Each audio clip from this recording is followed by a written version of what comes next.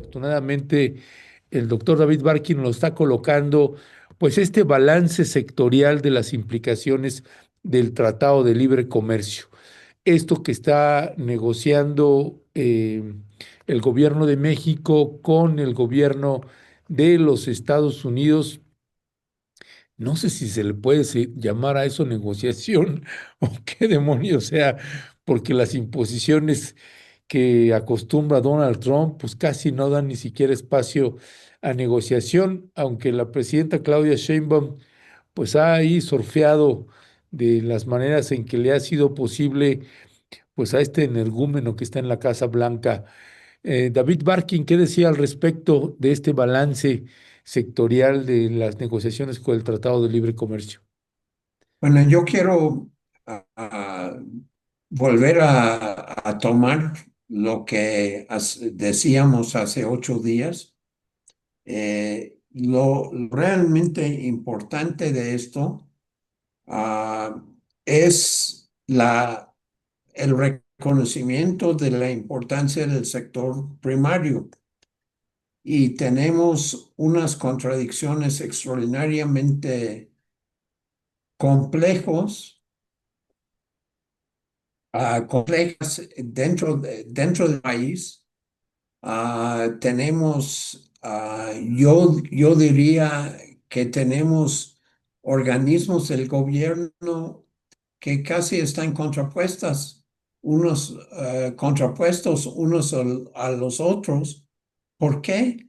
Porque algunos proponer, quieren impulsar la producción agrícola, por ejemplo, en, ah, para el uso nacional, quieren impulsar la producción aquí local, pero hecho por los productores de antaño, es decir, los productores campesinos, y este va directamente en contrapeso con ciertas de las presiones que se están viendo en el norte del país, donde los distritos de riego, a pesar o quizás por la reforma la gestión del agua, están reafirmando el control que tienen ciertos grupos políticos, empresariales, diríamos sociales, que están ah, controlando la forma en que el agua se usa, y ellos lo están produciendo con tecnologías ah, de lo más avanzado, pero no siempre en coordinación o ah, en beneficio tanto de la ecología como del desarrollo social del país. Y esto se une al hecho de que hay presiones muy, muy fuertes del norte de seguir con una ventana muy privilegiada y una ventana muy leonina en términos de la agricultura mexicana, de que los agricultores norteamericanos tienen libre acceso al mercado al mercado mexicano. Entonces, la contradicción que estamos viendo en este momento, tanto dentro de la administración pública como las presiones que México va a encontrar en las negociaciones con la renovación del TEMEC, son muy, muy complicadas. Y si a eso agregas el hecho, el hecho de que los canadienses mismos se están poniendo barreras muy, muy fuertes a las pretensiones norteamericanas.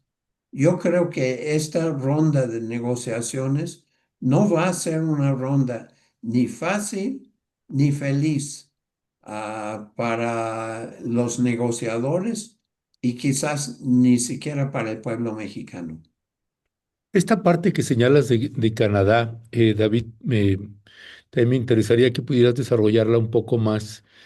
En estas también, en esta reticencia o en esta posición que está teniendo el gobierno de Canadá, así como ahora también ya el primer ministro hace declaraciones contra Donald Trump en sus pretensiones con Groenlandia, de apoderarse de Groenlandia, pues también con el TEMEC. Y eso, y esa postura, ¿cómo de rebote le puede también estar pegando a México desde tu punto de vista, David?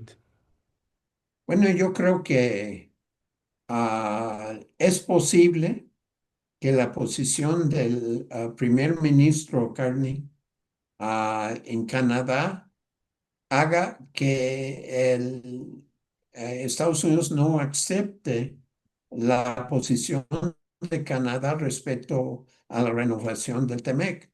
Canadá ya se hizo una alianza militar con la Unión Europea que en el fondo es un repudio a la historia de las relaciones de seguridad nacional entre Canadá y Estados Unidos desde hace decenios.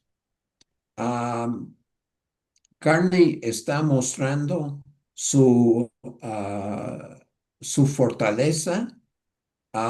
Y además, lo que estamos viendo es que está encontrando respaldo muy amplio entre el pueblo canadiense.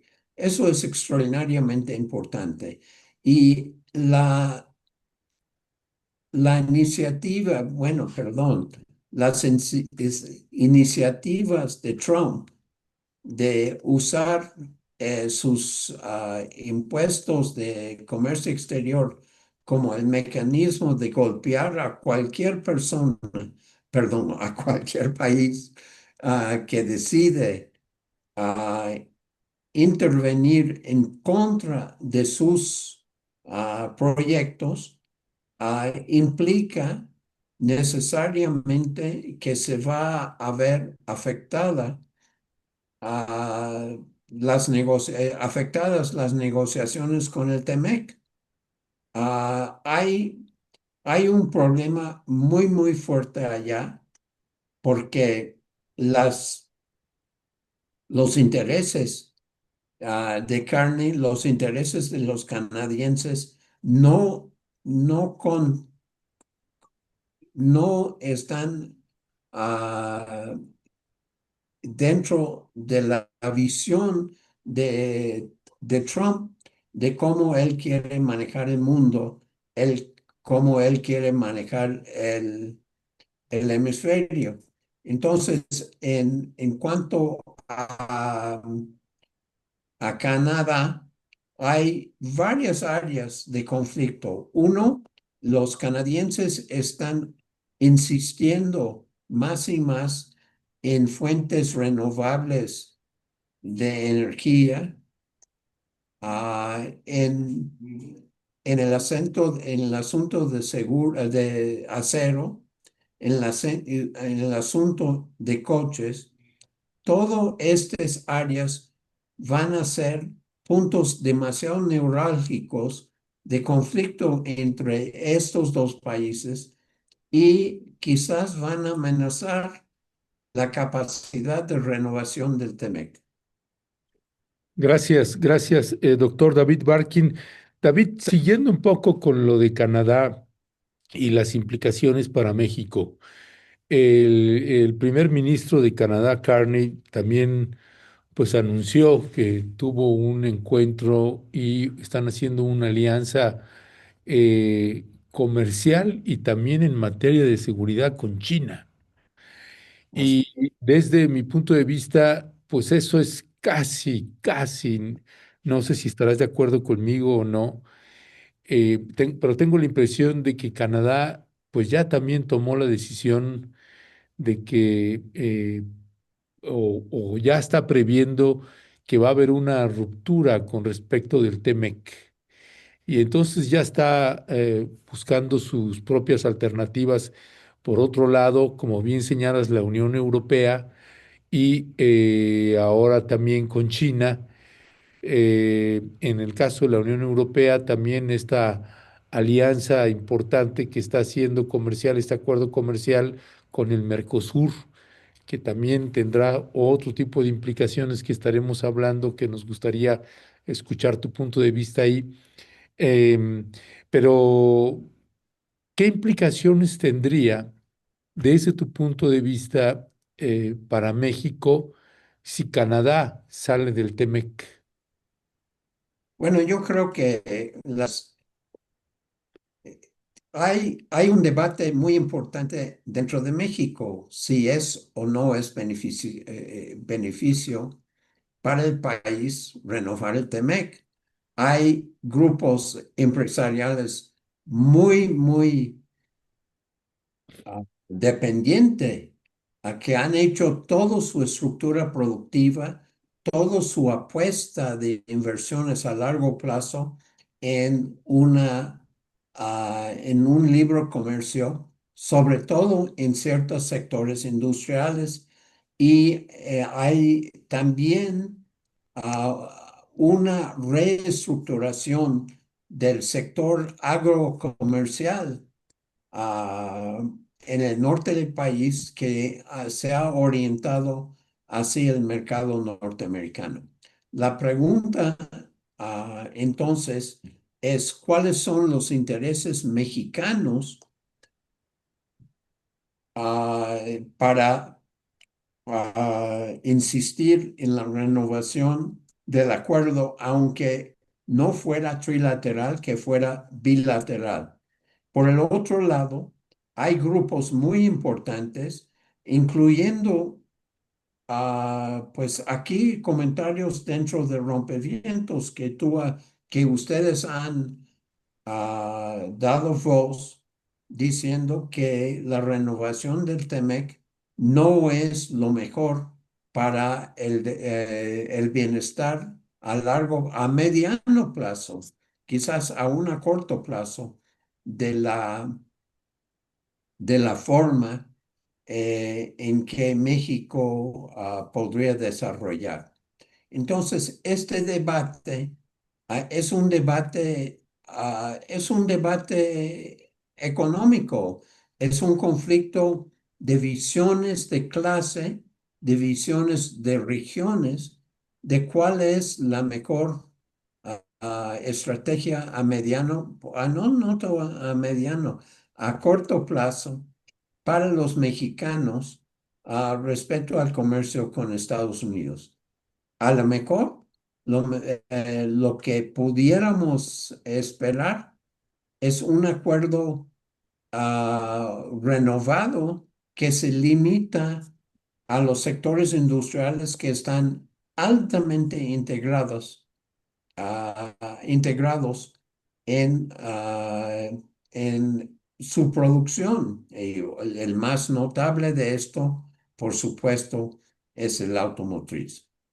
Ah, las presiones nacionales, las presiones internas para sacar los granos del Tratado de Libre Comercio son crecientemente fuertes, pero sobre todo son mucho mejor informados y asentados con base en el daño que la apertura de este sector ha implicado en términos de bienestar de los mexicanos productores de granos básicos. Gracias, gracias, David, David Barkin. Em, Me quedo pensando también en esta parte del Tratado de Libre Comercio. El propio Trump ha hecho declaraciones casi con despectivas de que pues en realidad no lo necesitamos tanto Y se habla mucho o hablamos mucho de la necesidad de México de mantener o no el TEMEC.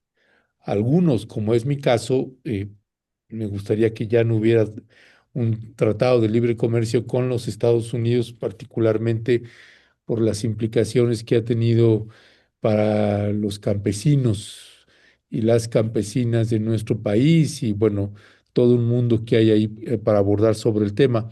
Pero también tengo claro la gradualidad con que habría que tener para poder salir de una dependencia o de un tratado de libre comercio de estas características. Y se habla también poco de la dependencia que tiene Estados Unidos de mantener el TEMEC con México. Eh, ¿Identificas tú también esa dependencia que tiene el gobierno de los Estados Unidos? No, yo creo que hay ciertos sectores de ah, de la industria norteamericana que claramente serían golpeados fuerte si hubiera un cierre, una no renovación del tratado. Pero yo creo que hay que entender que tiene que ver con la industria automotriz en particular. Ah, Algunos otros metales y quizás algunos elementos de consumo ligero que están en el sector maquiladora. Pero entonces, hablando desde la perspectiva norteamericana, yo creo que sí habrá presiones para renovar cuando menos una parte sectorial del Tratado de Libre Comercio. Por el lado mexicano están los mismos elementos. Están, por un lado, la industria pesada, ah, la automotriz, pero quizás algo de metalurgia y quizás algo ah, de aeroespacial. Pero un conflicto muy grave al interior de México es los distintos grupos políticos que están involucrados en el sector primario. El sector primario y el manejo del agua, porque uno va aparejado con el otro. Entonces, yo creo que hay que entender muy claramente que no es ni del lado norteamericano por parte de Trump, ni el lado mexicano por el conflicto de intereses de clases, ah, una, una avalancha de apoyo para la renovación del sector, ah, perdón, del tema. Ya, gracias, doctor David Barkin. Bueno, veo ahí, mi querido Cristian y Azael, que se quedó congelada. Ya recuperamos la imagen del doctor David Barkin. David, como para ir cerrando, permíteme hacerte la pregunta del diablo con respecto de